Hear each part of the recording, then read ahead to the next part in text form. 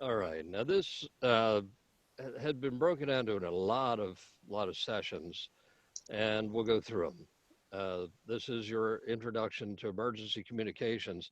I don't know if any of you have taken this course yet. This may help you to get through it. You should have the IS 100 and 700 already to start this one.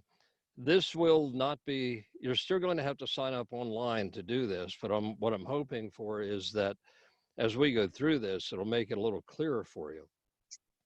And maybe you'll be able to pass the tests without actually opening a book once we're through it. Or maybe this will help you to get started. So we'll see where we go. The first one was just, I'm skipping topic 1 because all that was is an introduction to the course, and I don't think we need that. So we're going to start on 2. And this is a relationship between the served agency and us ham radio people. This, I left this one in for Emily's benefit. This is one of the dumbest things I've ever heard. It says in the here that it's like herding cats to get hams to work together, and I don't believe that. Attitude is something that, we all have good or bad attitudes, and we have to keep that in check as we're going into this, keep an open mind, because we are working for other people and they're not working for us. We're not doing our own thing. We're working for other people when we're serving an agency to help them in their communications. And it has typically been a historic weak point because hams come in and say, well, we're well trained, we know everything.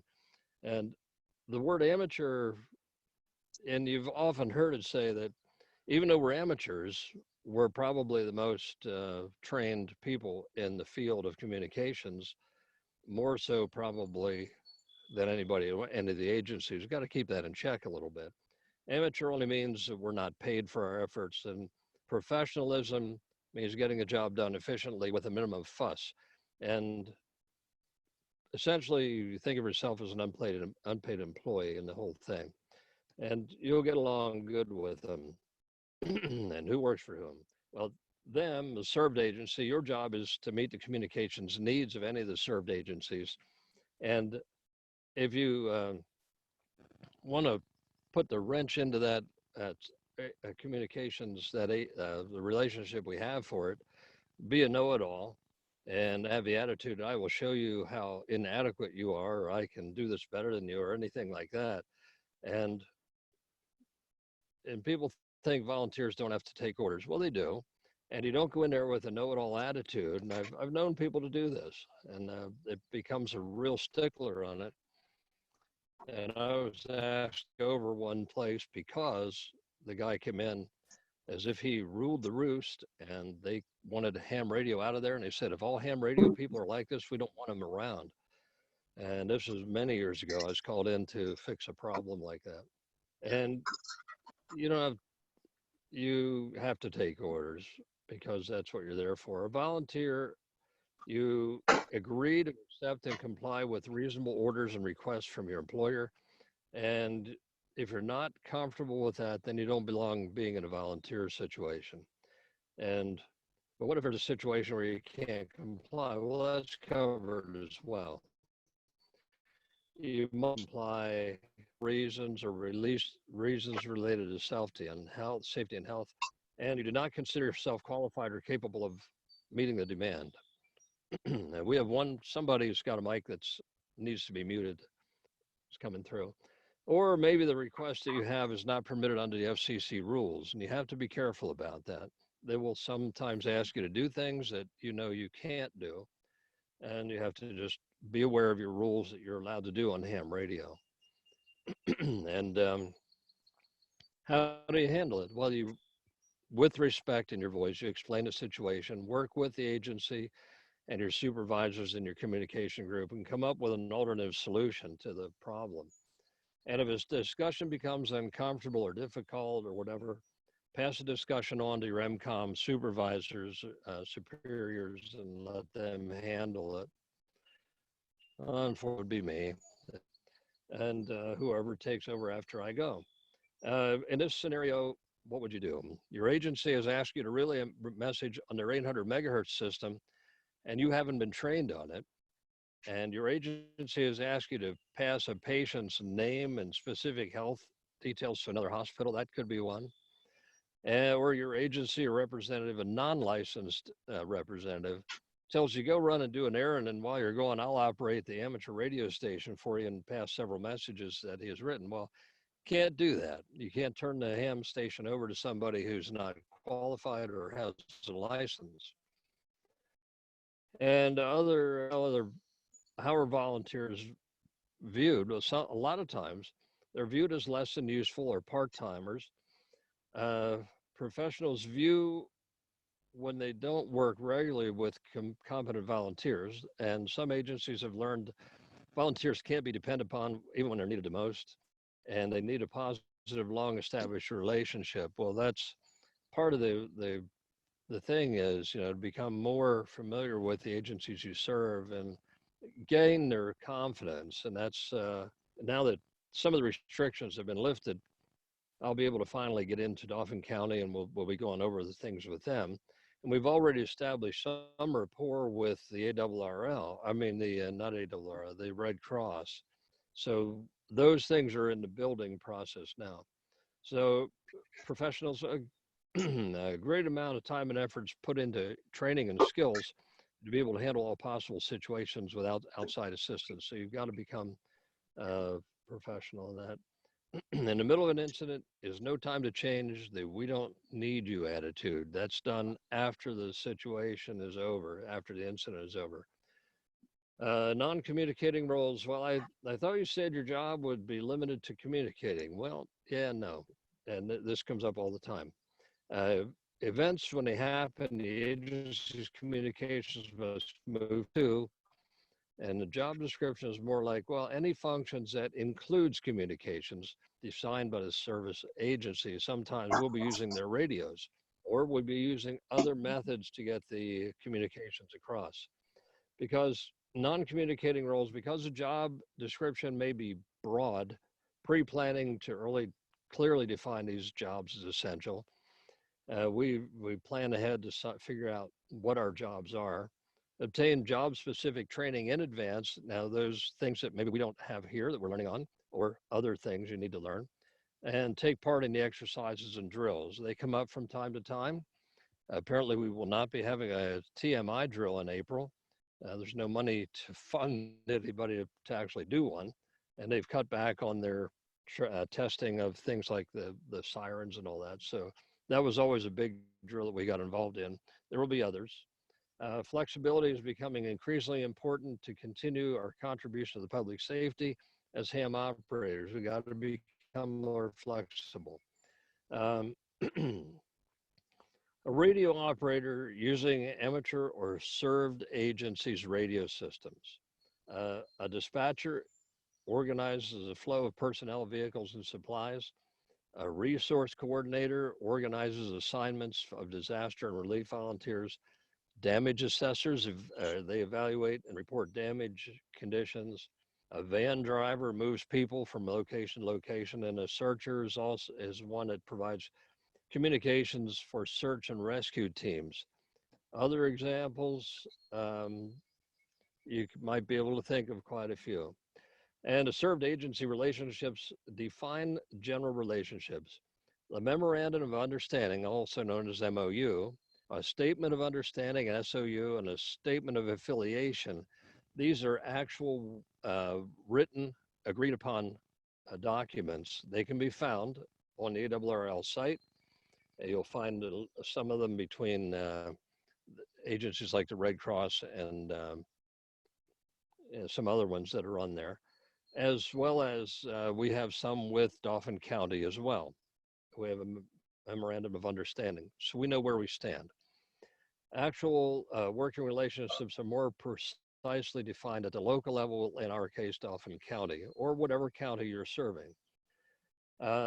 Example of relationships, Department of Homeland Security, their statement of affiliation makes ARES an affiliate member of DHS's Citizens Corps Community Readiness Program.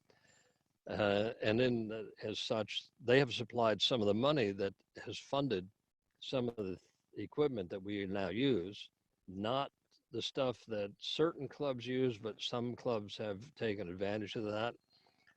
CPRA has, they've taken advantage of some of that. Harrisburg Radio Amateur Club has chosen to not participate in grant money. We don't need it for one thing. We have fundraisers, but it also, that equipment isn't the property of the club that requisitioned it at that point. They can move that anytime they want. FEMA, Federal Emergency Management, and MARS, Military Affiliated Radio System, is a national level organization with the ARRL. American Red Cross chapters have their own communication teams, and they have a SOU with local ARES groups like us. Salvation Army, Saturn, as it's called, Salvation Army Team Emergency Radio Network, is another one that we get it with on occasion. And state and local emergency management, the Radio Amateur Civil Emergency Service RACES, which we are also training for, and Skywarn as well, are some of the other relationships that ARES and RACES have together. And volunteering where you're not known. Well, emergency occurs outside of your neighboring area where you're not a member, or maybe you have never been active. It's best to make your offer before making any significant preparations or leaving home. Call them and say, okay, here are my skills. Can you use me? It is possible that you might offer your assistance and it won't be welcomed, but it is equally possible that it may be refused. It may be welcomed, it may be refused. Served agencies have specific requirements, specialized training, official IDs, and most MCOM managers prefer to work with their own, only the operators they already know. They know their limitations and abilities. If you're turned away, accept that gracefully and plan for the next time. You may want to develop some relationships with some of these agencies. And that's generally what I am working on now, to make sure that they all know who we are. And however, if you get involved in another, like like somebody in Pittsburgh needs some help and you go to volunteer, that's when that kind of thing may come in to play.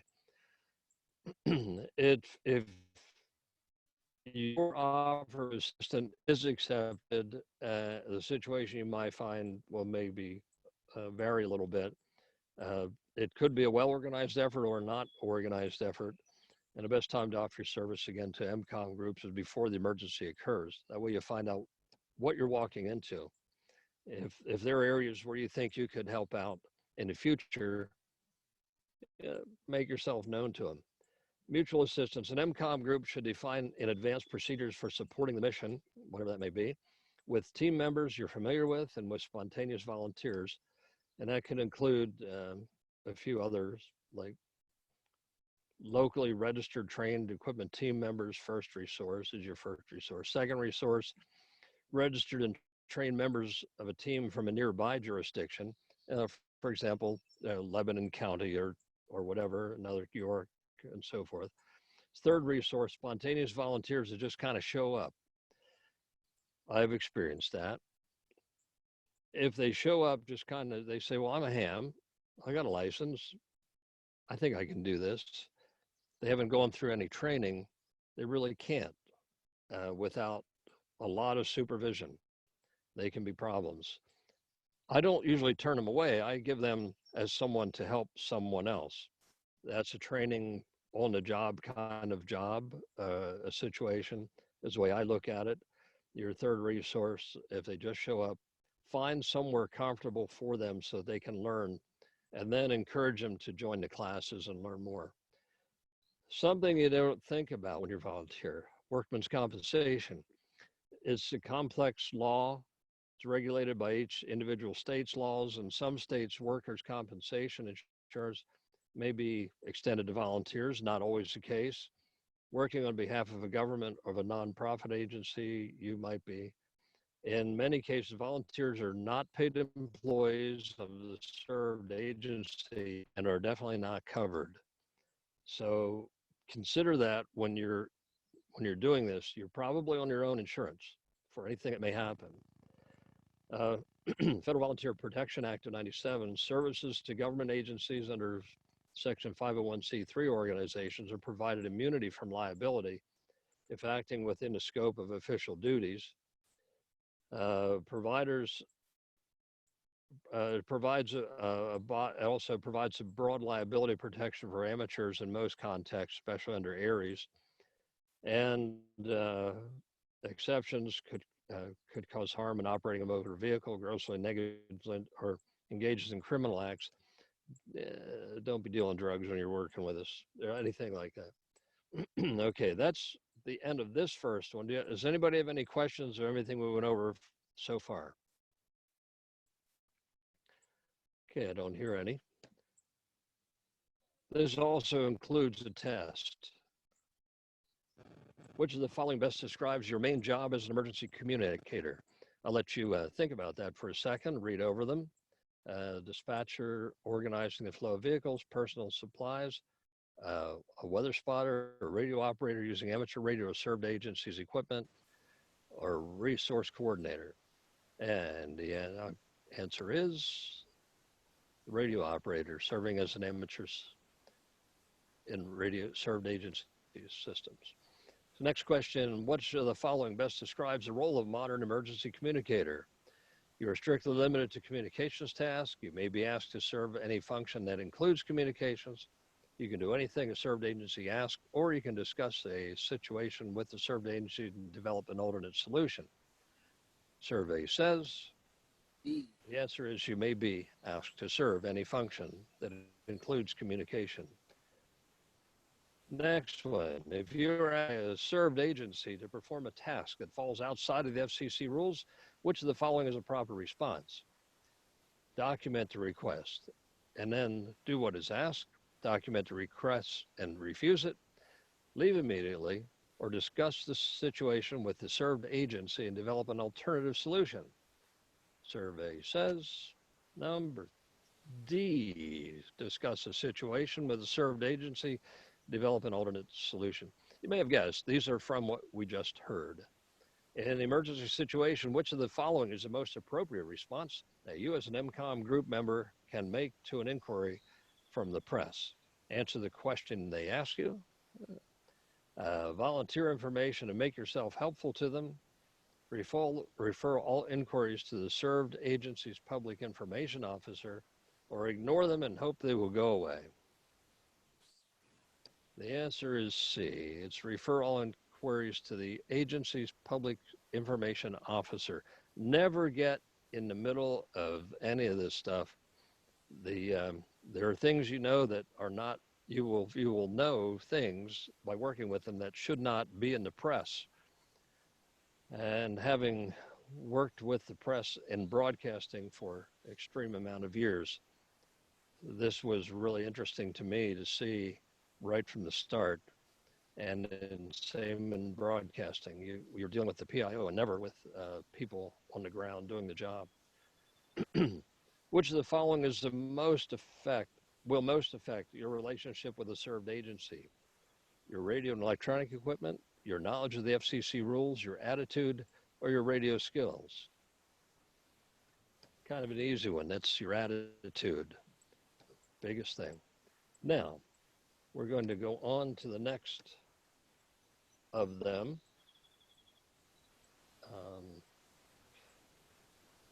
Home. I think I need to go home. No.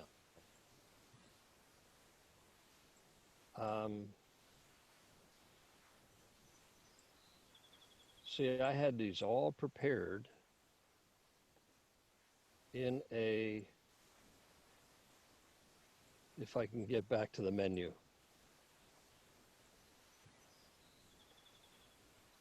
There it is.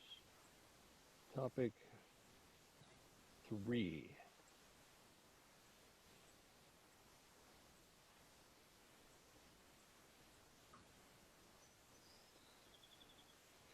Okay, this is still session 1. Going through this is topic 3, just did 2. Network theory and design of emergency communications systems. So you got to know a little bit of this too. During an emergency, messages will vary greatly in terms of length, content, complexity, and characteristics. Available communications pathways may uh, let's vary in how they will handle messages having different characteristics. Network theory is the process of matching a particular message to the best way and best pet. I became a scratching post for a cat. He moved away now. Okay, we're going to find the best way. Single versus multiple destinations. Broadcasting one-to-one exclusive communication channels. Some messages are one single addressee, while others are needed to, to be received by multiple locations. And you can see the graphic shows simplex or through a repeater so that everybody can hear you. Um, High precision versus low precision. This is another term we use. Precision is not the same as accuracy. All messages must be received accurately. List of names and numbers requires precision. The lost hiker has been found does not require precision. And you can see the difference. Names and numbers, they're precision kind of things. Lost hikers found, that's okay. Now, over low precision communications channels, voice modes, even letters of the alphabet can be misinterpreted. So the phonetic alphabet system and feedback and error correcting mechanisms are needed. Feedback error correcting mechanisms come in digital format, phonetic system for voice. And I know that in the past we've gone over some of that phonetics and the importance of it, not making up your own as you go along. Precision and message handling. Precision is a point of confusion in message handling. Not all messages need high precision. Sending a message that needs low precision using formal high precision methods is a waste of time. Tactical messages can be low precision, and formal messages trafficking needs high precision. What's all the difference? Well, the forms 213 can be used for high and low precision depending upon content. And we've covered these forms in previous times. And if you're not sure, ask the originator of the message if it's what it is. Which of these is more complex message of these examples? A doctor at a hospital may use a radio to instruct an untrained field volunteer how to splint a fractured leg. A shelter manager may report that he is out of water. I look at that and I think, well, it's kind of an easy one. Splinting a fractured leg, that's a complex message. Long and complicated messages, recipient cannot remember or comprehend the entire message on its arrival. Detailed maps, long lists, complicated directions and diagrams, how do you do them? Hard copy or electronic storage for later reference is good. Fax, email, packet radio can provide that. And yeah, I know what you're saying. Email, fax, that's not ham radio. No, it's not. It's getting the message across that's important. Not always are we going to find ourselves in a situation where all the power's out and the grid's down and we're passing messages. If there's a fax machine, use it. If there's email, use it. And packet radio. Now, this course was written before some of the newer things came along, but it's still what packet radio, which I joke with everybody saying it's about as good as my old 19-inch RCA TV sitting in the corner of this nice piece of furniture now. Well, but a packet's a big deal now too. Timeless. Some messages are extremely time critical. Others can tolerate delays without adverse effect. Relief workers and communications are very busy people, and handling non-time critical messages may prevent them from handling a more pressing emergency. Highly critical messages must get through without delay. Highly time critical messages have to get through right away. Timeliness includes the establishment of a communications link. Total elapsed time from the time the message originates to the time it's delivered to its final party is the key right there. Priority. And we're using a QQ code here that may not be familiar with this. a lot of you. QSK is break-in. In CW mode, break-in keying, you can actually hear between the words you're sending, and if someone needs to break in, they can. That's a QSK, break-in messages. Communications pathway is in use with a lengthy but low priority message, and then suddenly arises a high priority message. Can the high priority message take precedence and interrupt the low priority one to gain access to the channel or frequency? Some communications modes allow this, others do not. And consider the characteristics of communications channels that might be used in emergency. A phone, a Motorola Razor, love them, a radio, those old phones. HTs, fax machines, snail mail, pagers, and so forth. Well, telephone is a surprisingly reliable one-to-one communications pathway, ideal for messages containing sensitive and confidential information. No specialized training is required. Localized, small-scale emergencies, operational with plenty of unused capacity. In large-scale disasters, however, complex central switching and control systems can quickly become overloaded, and they do, and it requires power. Very good for transmitting simple information, requiring low precision. That's a standard telephone. That's something we don't have here on the farm. We don't even have landline phones. We can't get internet either. Cellular phone, simple to operate, does not require a license. Ideally suited for one-to-one communications or lightweight, carry them in your pocket, reliant on a commercial complex central switching control point that is subject to failure and overloading, and believe me, they do. It's designed for busy hour capacity is limited life. There's, oh, back up. I wiped out my screen. There's no need to go to simplex configure contingency option with cellular phones. Unlike landline, they have RF issues. And one of the Woodstock concerts, we were covering one time, and I get finally a message comes from one of the air personnel at 1057DX.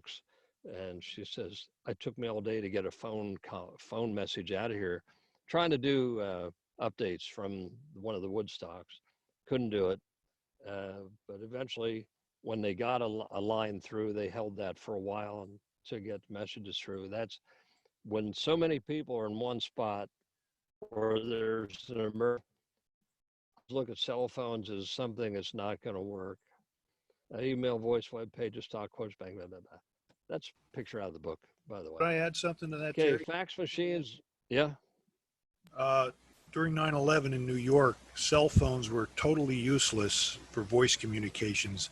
However, you did have a much better chance of getting a text message through because that's a squirt of a couple of hundred milliseconds of data versus a constant data stream. And so people could get text messages through when you couldn't place voice calls. Ah, yeah, that's how we used to get in touch with the air people too, texting and trying to get a line through. Good point to make. Fax machines are widely available. Computers and modems can send and receive fax. You can, if there is such thing as a modem anymore. Now, of course, we can hook our phones to the computer, get an internet that way if we can. They're high precision, lengthy, complex information can go through them. 4-page list or of first aid supplies can be faxed much faster than they can be read over a microphone. Permanent record exists then of the message as part of the transfer process. It does rely on a phone system, and add one more piece of technology to with an opportunity to failure. Most require 120 volts, and some can go PC to PC. Telecom network is quite complex with routers and all sorts of things in it. And of course, we'd want to stay away from some of that if we can. Two-way radio voice, simple and easy to operate. It's public service bands or ham bands, whether it's single sideband FM or repeater or simplex, whatever. They operate on multiple frequencies, generally self-contained, enhancing portability and increasing reliability of the system in adverse environmental conditions. They're ideal for broadcasting to a lot of people. And however, when a message is being transferred between two stations, the entire channel is occupied, preventing other stations from communicating. Using a radio for one-to-one communications can be very distracting to other stations who are not involved in that exchange. Low precision, inherent in voice modes of communications is what you'll see. Radios is a conventional system with channels that function, whether it's dispatch, car-to-car, tactical, mutual aid, and so forth. Trunked radio systems, all users share a pool of frequencies, and it'll jump around in frequencies all the time to get the message through. They're really popular with public service agencies. The fundamental purpose behind trunking is to allow increased message density and fewer circuits, on fewer circuits. But when an emergency strikes and communications needs skyrocket, the channels quickly become saturated. That's one of the biggest problems with it. And just like DMR, they work on talk groups. On conventional radio system, frequencies are allocated according to a channel, like one frequency was for dispatch, one for car-to-car, and one for mutual aid. On a trunk system, it's a different method of identification and is used, since any frequency can be used on any agency of that, by any agency on that system. A talk group is kind of like a channel, but it's not. The talk group will jump between frequencies and channels to get it to where it needs to be. This method involves the use of various numbers called trunking IDs or talk group IDs used to identify different agencies for their use. In DMR, it's very similar. That's the Motorola Turbo is what DMR actually is. And here's the example of it. Message one on the and reply on the same frequency. If the system uses a repeater, transmit and receive are on different frequencies, but do not change. During the trunk system, that's on a conventional. In a trunk system, message on talk group 1 uses frequency 1, reply on talk group 1 uses frequency 6, and it changes, as you can see down the list.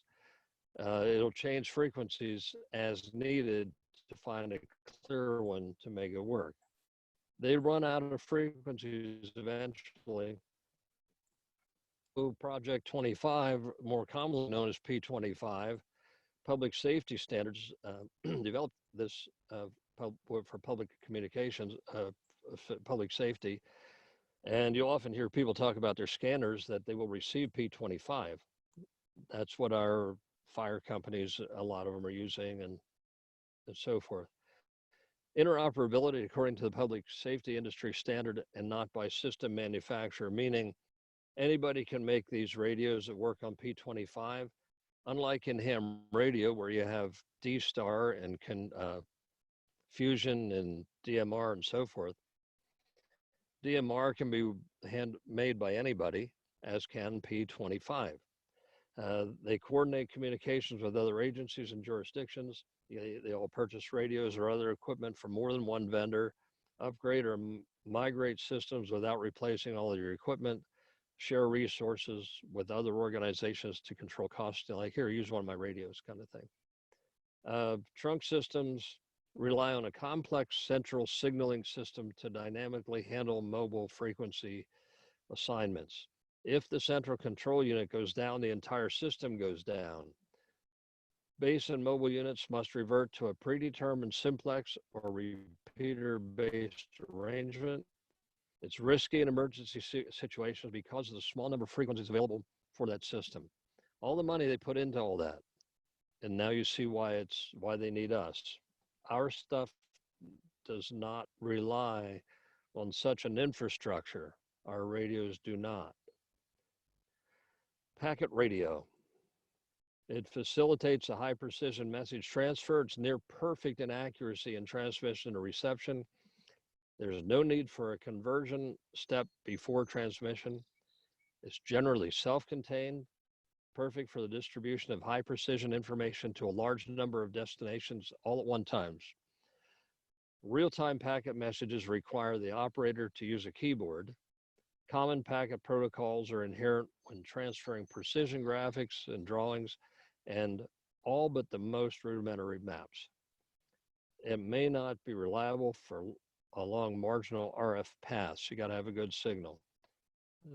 So store and forwards are part of the pack, called bulletin boards or messaging gateways, electronic mailboxes, and all that. They're a subset of packet. We have one of them over on the same tower as the 145.21 repeater. It's a bulletin board and a store and forward. Tom Shingara operates that one.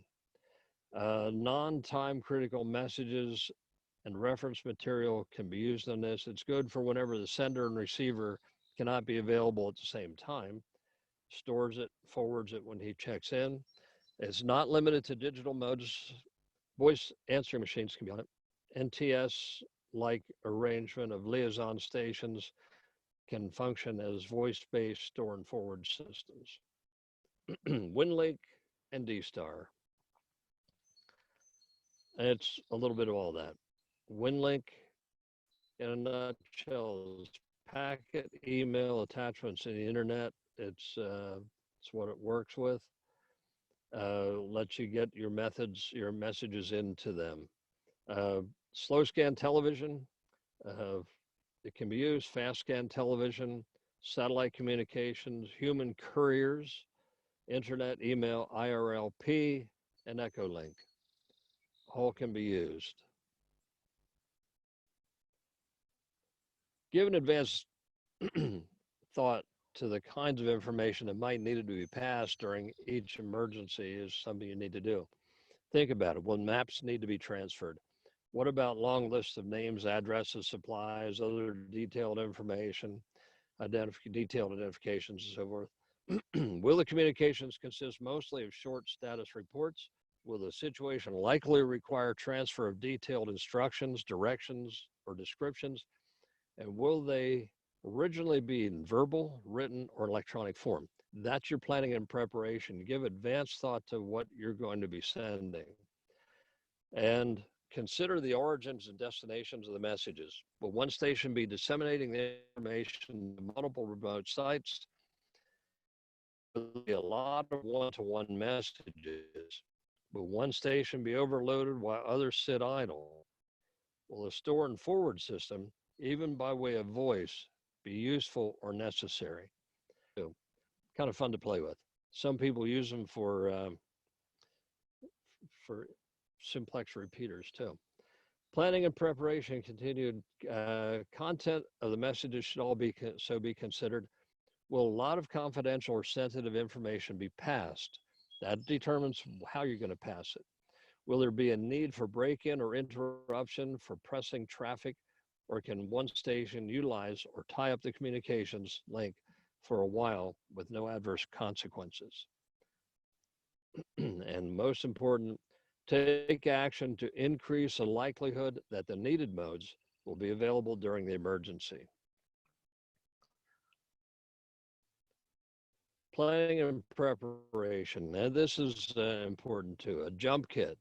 Emergency packs contain 2-meter radios, extra batteries, and roll-up antennas, and some of us have HF in those too.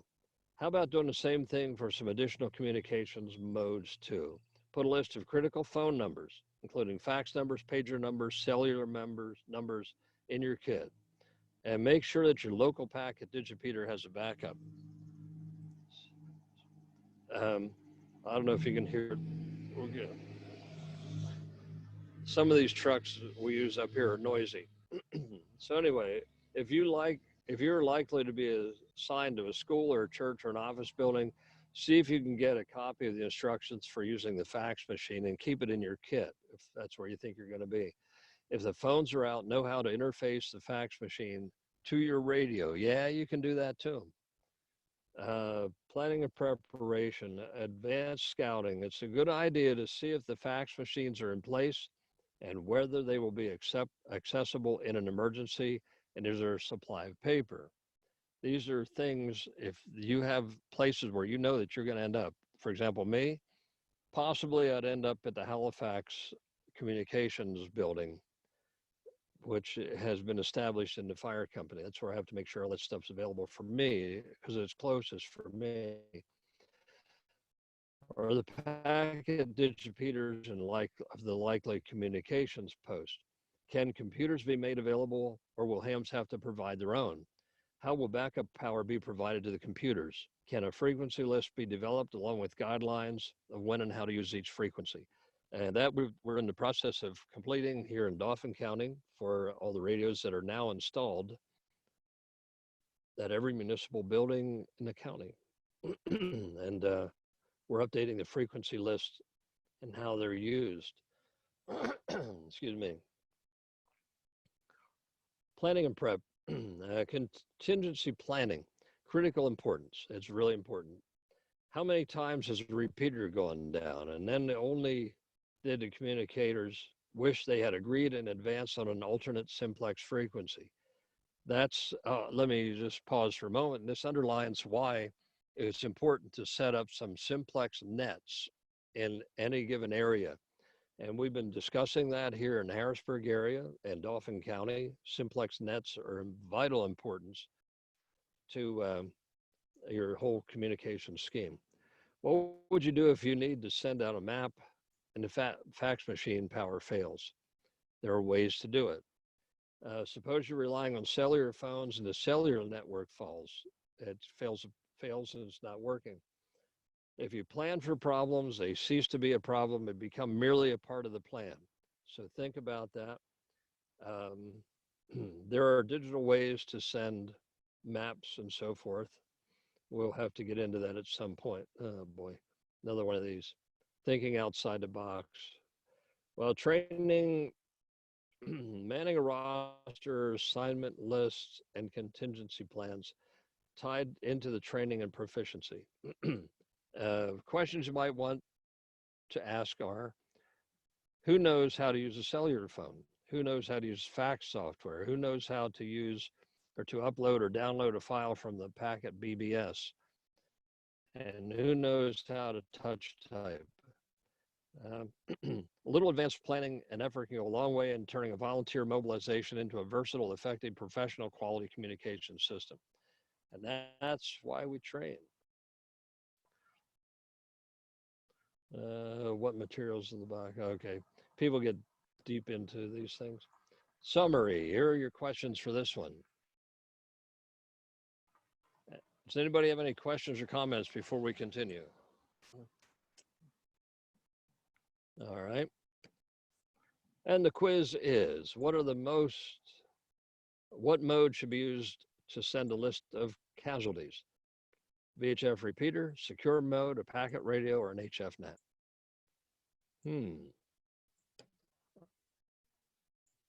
A secure mode. Very simple. It's got to be secure. What types of messages are going to be sent by fax? High precision, lengthy, complex messages, simple, low precision, and short messages, messages to many destinations simultaneously, or high detail color photographs? I would say A. High precision, lengthy, and complex messages.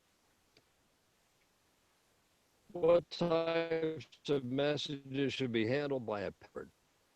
Would they be time-sensitive messages of immediate priority, low precision, non-time critical messages and reference material when the sender or receiver cannot be available simultaneously, or messages to be broadcast to numerous stations? Survey says it's C, non-critical time messages and reference material when the sender and receiver cannot be available. That's your packet bulletin board, because it stores it and they can retrieve it later. What is a pitfall that is common to telephones, cell phones, trunked radio systems? They do not take advantage of the benefits of amateur radio. They are all difficult to use. They are seldom available at shelters and in public and safety agencies. They all require the use of a complex central switching system that is subject to failure during a disaster. Yep, that's the one. They're reliable when you need them. Which is the following as an example of an efficient communication? Ham communicating a lengthy list of needed medical supplies over a voice net, a lengthy exchange between two stations on a primary voice net channel being shared by a large number of users, typing out a digital message that the delivery van containing the coffee has arrived at the location on a high precision packet link, or sending a shelter list on the office fax machine, which is example of an efficient one. I'd say that one right there, sending a shelter list on the office fax machine. Like I said, even though we're hams, take advantage of the best communications that you have available. Let me just check. There's another person. I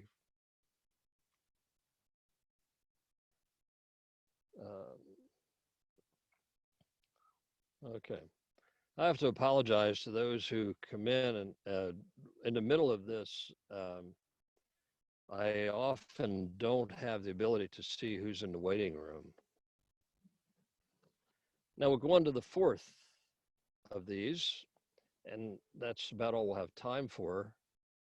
Get through to the fourth one from the beginning. Of course, they all start out the same because they figure we're going to be doing these on different days. This was originally set up to be a 40-hour presentation. I think we can do it in far less. Any comments or questions before we continue on? Okay. Emergency communications organizations and systems, next one. Why is organization important to MCOM? If you can imagine a random group of volunteers trying to tackle a full-scale disaster, communications emergency, working together for the first time. They don't know what they're doing. They do not know each other well. They have very different approaches to solving the same problem, and half of them want to be in charge. The MCOM organizations, why is organization important? MCOM organizations provide training and develop workable solutions in advance for a real disaster. You will be prepared as you can be. Response will occur more smoothly, challenges will be dealt with more productively, and they serve the agency's needs and they're met. There are a couple of us. There's ARES. Let's go over ARES first. Amateur Radio Service ARES is sponsored by the ARRL since 1935. The League's field organization is composed of sections and districts. We have a section manager appointed by the ARRL, and in this organization, they called him Lee Cooper and Tom Whiteside. We have a section manager in this section. So ARES memorandum of understandings at a national level, the Federal Emergency Management Agency, the Red Cross, Salvation Army, and National Weather Service, there are MOUs in place for that. Local groups often have an MOU or written verbal agreements with state and emergency management departments, hospitals, schools, police and fire departments, and public works agencies. Those are all done on a local group. ARRL does not get involved in them. RACES, why RACES? Well, the FCC or president can suspend amateur radio operations due to a national emergency. This happened in World War II. I don't believe it has happened since, although it could anytime. If the president invokes his war emergency powers, amateurs involved with RACES might be limited to certain specific frequencies, while all their amateur radio operations could be silenced altogether. Why? Because everybody listens, and you might be saying things that aren't supposed to be said. RACES is supported by the Federal Emergency Management Agency as part of amateur radio service, providing radio communications for civil preparedness purposes only. during periods of local, regional, and national civil emergencies. We used to call it civil defense, and now it's emergency management. In most states, they utilize amateur radio operators and has changed dramatically. Fewer pure RACES operations exist today. Increasingly, RACES registered operators also belong to ARES and can switch back and forth. When I first got involved in it, they were separate, and they remained that way. And I was one of many who voiced that this was ridiculous. It needs to be changed. Emergency management officials like the arrangement that you can switch hats since it provides more flexibility and control over their ham radio volunteers. A station operating under RACES may only communicate with a RACES station licensed to the local civil defense organization, other RACES licensees, certain U.S. government stations authorized by the responsible agency to communicate with RACES stations, and also stations in a service regulated by the FCC when authorized by the FCC. A station operating in ARES may communicate with any amateur station. RACES, a little different. Although RACES and ARES are separate entities, dual membership as a cooperative efforts between both groups whenever possible for an ARES group whose members are all enrolled in and certified by RACES to operate in an emergency with great flexibility. For example, during a non-declared emergency, ARES can operate under ARES, but when an emergency disaster is officially declared by a state or federal authority, the operation can become RACES with no change in personnel or frequencies. And a couple of examples, I think the most common example would be Skywarn, because it starts out as a kind of watch, and then a storm hits, and then it becomes an ARES or RACES operation. It's good to have all of those operators trained in everything. Saturn used to be a car. Now it's emergency service for Salvation Army, has always been. Salvation Army Team Emergency Radio Network, Saturn. Salvation Army volunteers partner with FEMA and participate in NOVAD, National Voluntary Organizations Active in Disaster, and with volunteer organizations, BOADs, on state and local levels. They have HF networks, logistical communications between various Salvation Army offices, and they conduct a lot of health and welfare messages. And if you listen to the HF bands, scan around, you'll sometimes find a Saturn net in progress. Civil Air Patrol, Harrisburg Club, used to be tightly involved with the Civil Air Patrol, and some of our current members used to be Civil Air Patrol members. It's a nationwide Civil Air Patrol communication system, has 840 HF radio stations, 5,000 fixed land radio stations, and 10,000 mobile radios deployed in CAP units in every state, and the District of Columbia and Puerto Rico.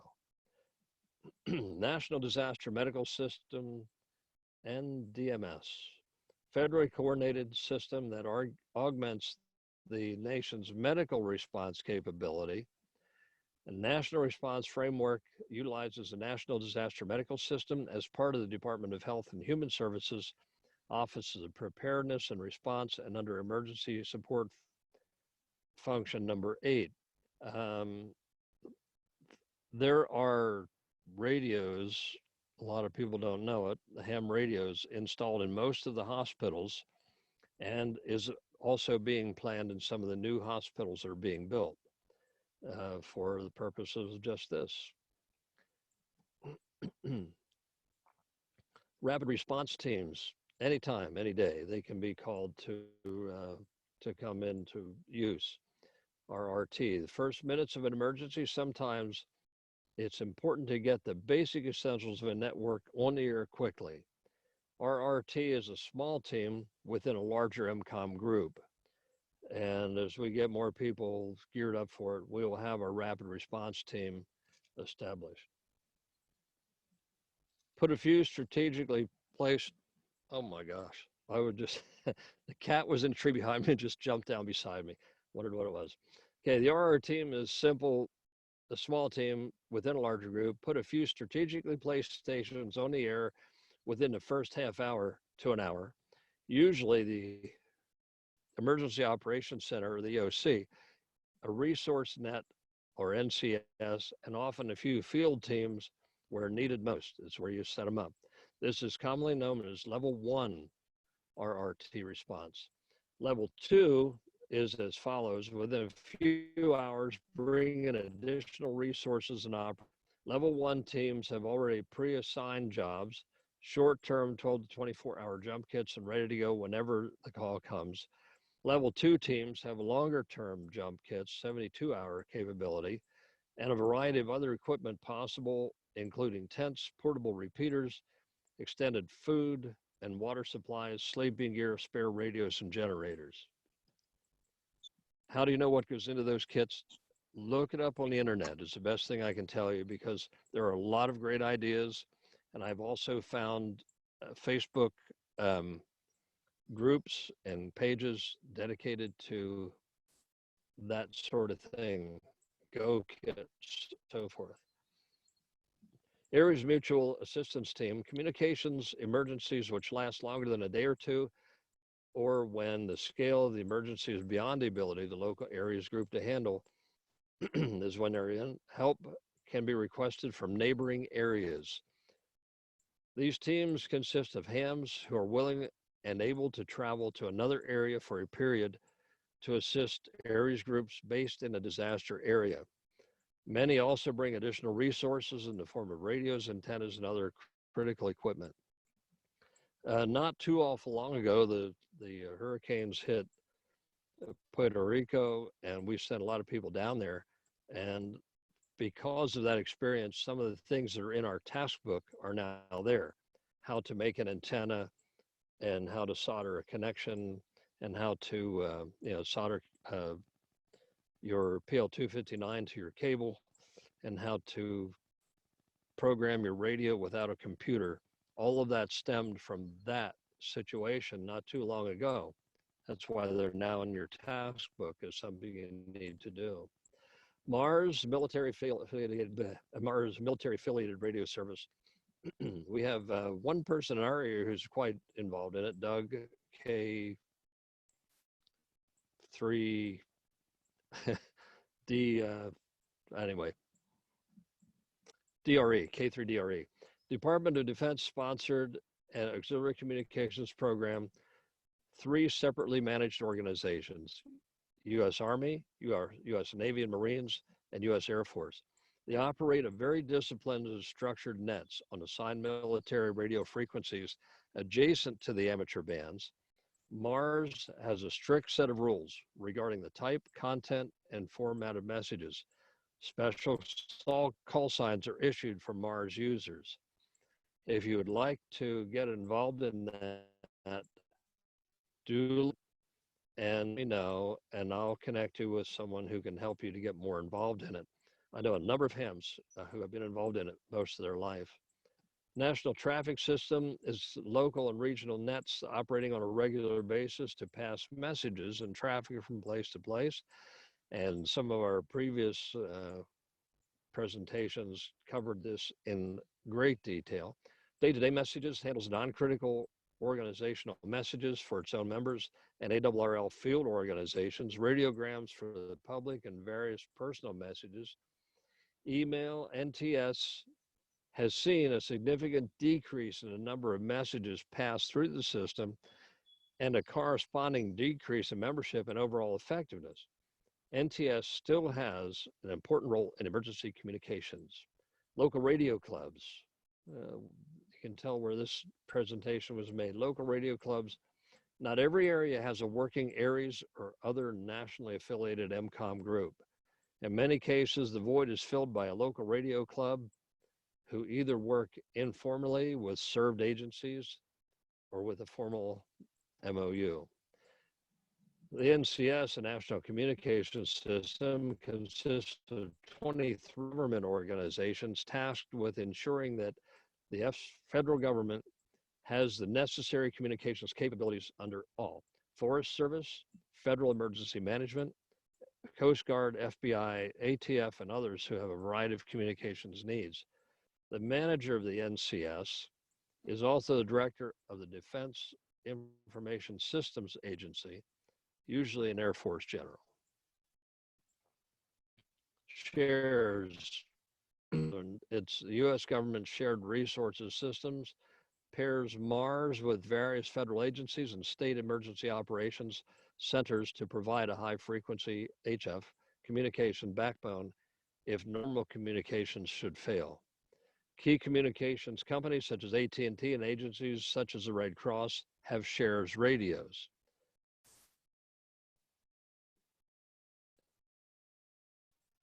And they're all over the place. They have a really cool system, and we'll have to see if we can get a look at it sometime. It's a lot of HF radios that will sit and talk to one another, and in so they plot what frequencies will work at this particular moment to get from point A to B. Pretty cool stuff. Facilities linked with high-speed terrestrial circuits provide integrated voice, data, and video network service. Routers connect FEMA facilities to provide access to the internet. Private branch exchange, PBXs, systems provide voice capability through FEMA's integrated network and public network and federal telephone system. Disaster field offices are quickly added to the architecture to provide a robust field of operating environment.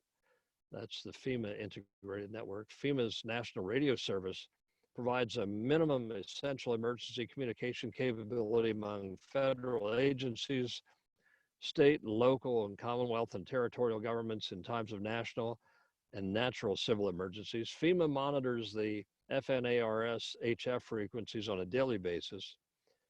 FNARS, I'm sure there's a name for that, is a single sideband radio system that can transmit both voice and data, and it has the capability to operate in both secure and non-secure modes. At the state level, these radios are typically located at the State Emergency Operations Center, PEMA in our case. There's a little bit of what they do. REACT.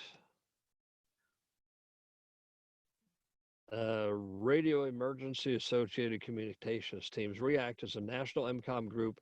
Members include CB radio operators, hams, and others. In addition to CB and amateur radio, they may use GMRS radios, family radio, multiple use radio systems, MERS, and so forth. The organizational structure is similar to ARES. The mission is somewhat broader than that of ARES.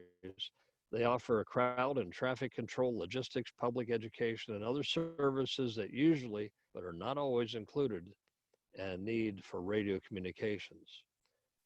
Some of the members of our organization here and some of the local ham clubs have their roots in ARES or in REACT, actually. Emergency warning systems, there are quite a few of them. EAS has evolved from an earlier emergency broadcast system where the original Conrad system developed during World War II. I worked with this back in the early 70s, was my first introduction into it. The Conrad system worked, and an EBS system, they would kill the carrier of a radio station at a predetermined amount of time and back on and off in a certain sequence. TV stations did it too. They would shut off the audio carrier of your television. Most don't realize there are two signals coming out of a TV transmitter: an amplitude modulated signal, that's your TV picture, and a FM signal, which is the audio. We'd kill the audio at an interval to make that happen. Always done at the transmitter site. With modern television, that doesn't happen, so they came up with other ways. The emergency alert system relies on radio and TV broadcast stations to relay emergency messages from federal, state, and local authorities. Mostly it's automated now, and you'll hear the tones come across when it happens. No weather alert system is an all hazards public warning system for broadcast forecast warnings and emergency information 24 hours a day directly to the public. Incidentally, that on our 14676 repeater locally, there is a weather receiver that will pass those on whenever the emergency alerts happen. You'll hear them on that radio, on that repeater. Natural disasters, tornadoes, hurricanes, floods, earthquakes, technological accidents like chemical releases, oil spills, nuclear power plants, emergencies, maritime accidents, train derailments, all that come through it because it says all hazards. Amber alerts, terrorist attacks. NWR uses several frequencies in the 162 megahertz band, specific area message encoding, the same SAME. The radio remains silent until it receives that specific warning for each specific geographical area. I was personally involved in the setup of the 162 meg stuff and the studios in Pennsylvania from Pittsburgh to here and beyond back in late 70s. Quite an interesting system for its time. It has advanced quite a bit since then.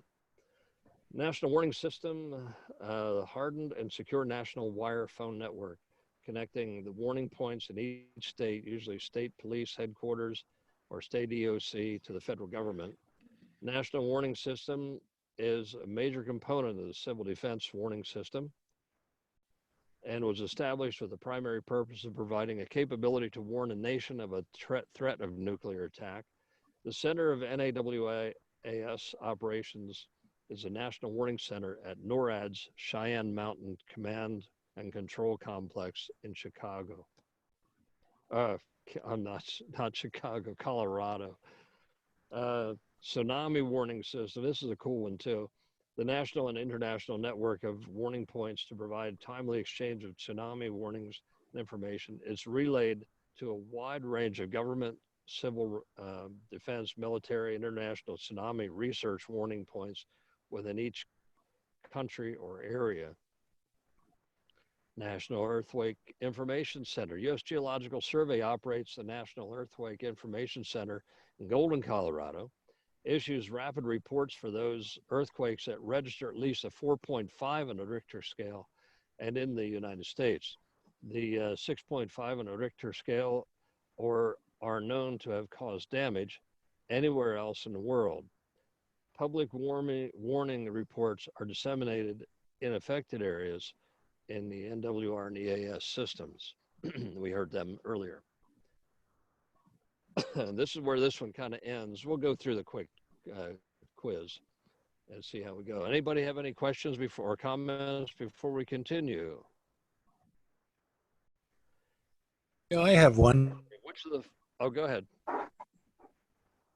The other types of organization we're talking about, Saturn and so forth, do they have their own frequencies or do they utilize ham operators, or how does that work? I know CAP has their own frequencies. I believe Red Cross has their own frequencies assigned. What about some of the others? Saturn relies on hams quite a bit. So their stuff appears on ham bands run by hams. Many of the other agencies have their own frequencies and their own radio equipment.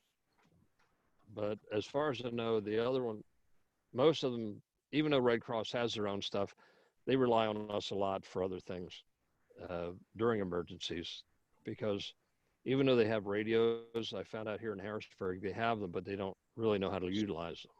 And I think you'll find out with a lot of the agencies kind of like Red Cross, but Saturn just likes to have hams involved in it. And that's about the extent of it that I know of at this point. Okie doke. Anybody else?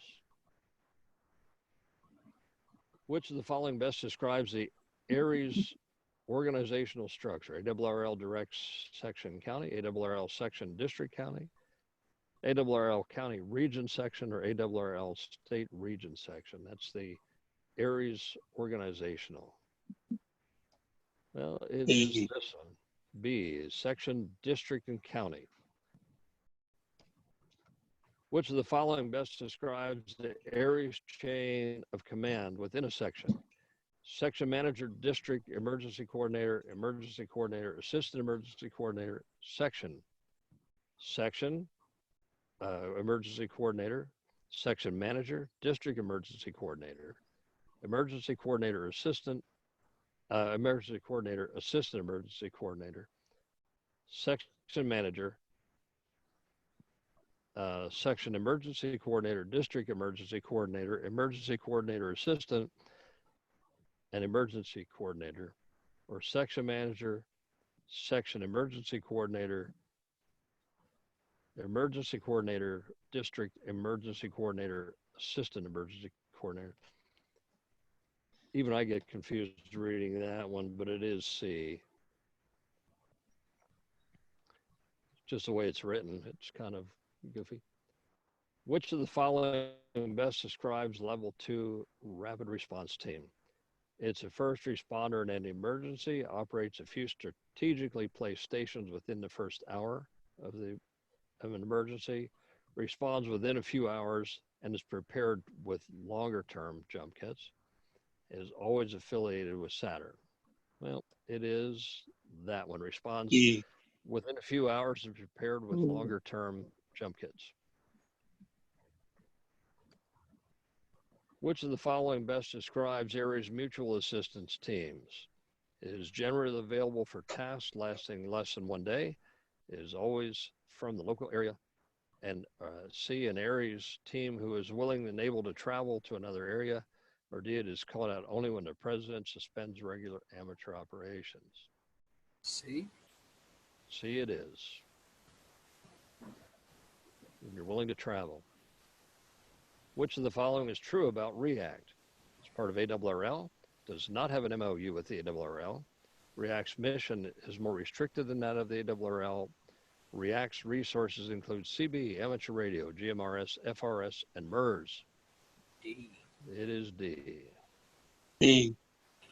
Yep, D it is. All right. I think that takes us about an hour there, so I guess we can stop at that point for today. Any comments or anything on what you've seen here today? One general comment, REACT has a pretty strong presence on GMRS down in York County. That's true. As I learn more about REACT, I'd like to learn more how they're structured around here. But I know a number of people who have the GMRS stuff just for that. There are a number of guys who are both hams and have GMRS licenses. They conduct a weekly net down there that you'd think was a regular ham radio ARES Races net. Oh, really? That's good.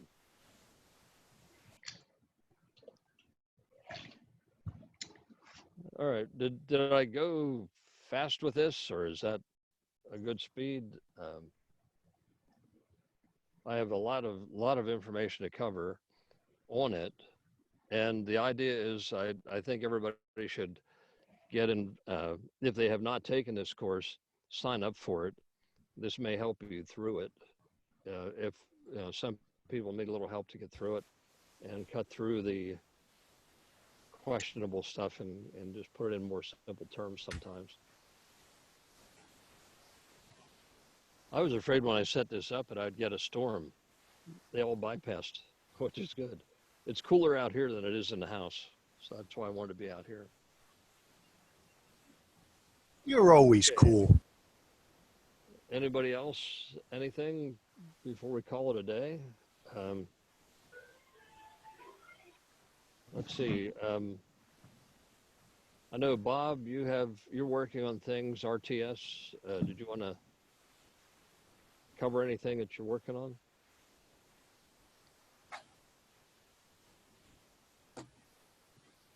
we're going to be, actually, this could be the last of the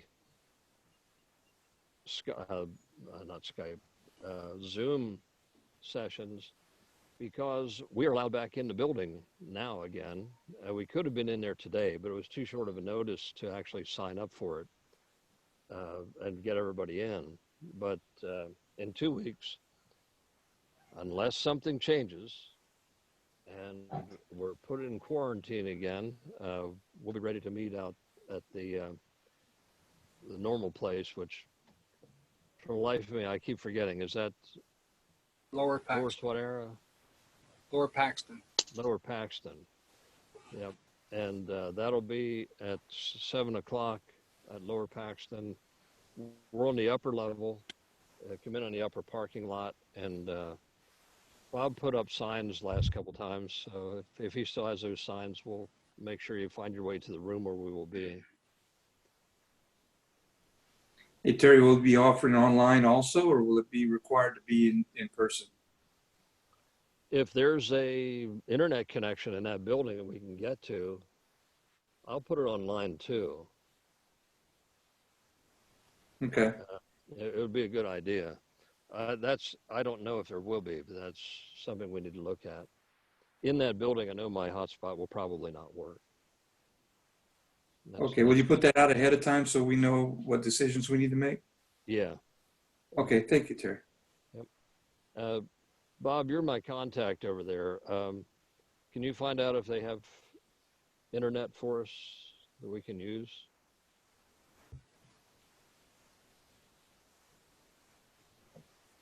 Bob.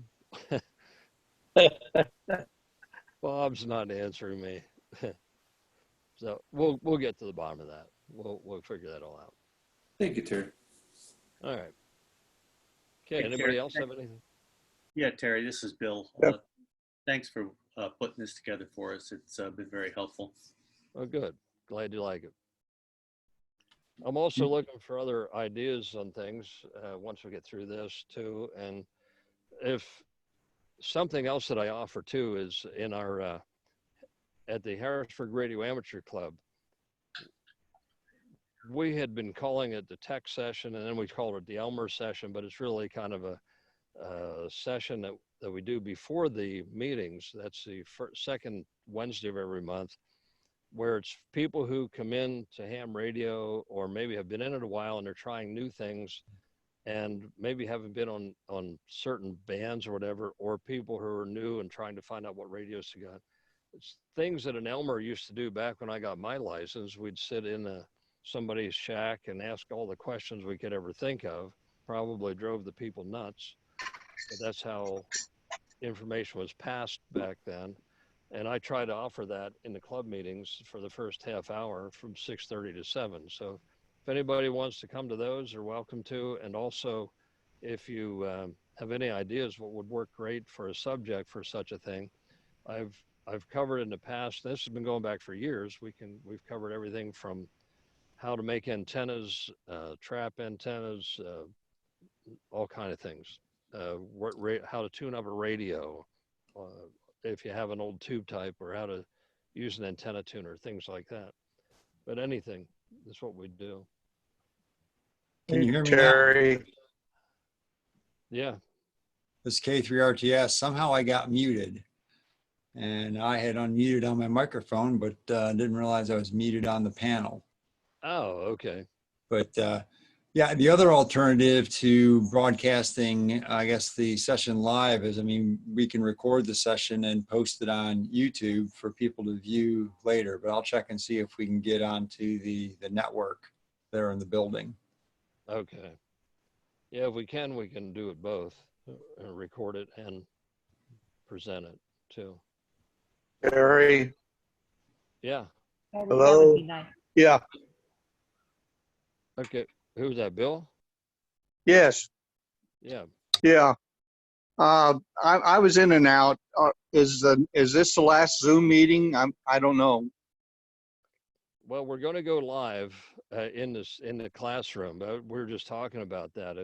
If we should continue Zoom while we're in the classroom, or make it strictly classroom. But in any event, it'll be recorded and be available after the event too. All right, thank you. Thanks for doing this. Sure thing. Appreciate it, Terry. Thank you. Sure thing. Glad you were along. We need to get you a license. I know. This fall when I get internet back. Oh, okay. All right. Well, that's all I have for tonight. Thanks everybody for coming along and being part of this. We're still working on when we're going to be doing that. We had originally planned to have our involvement in a 5K race. That's apparently on schedule for sometime in October. I have not heard an exact date on that yet. And I think they're still trying to figure out how to run with masks on. And I'll let you know when all that is straightened out too. All right. Well, thanks everybody. And look for this recording to be available on YouTube and on the Facebook as well. Take care. Thank you, Terry. Thanks, Terry. Gary. Terry. Good night. Night. Thanks, Terry. Sure thing.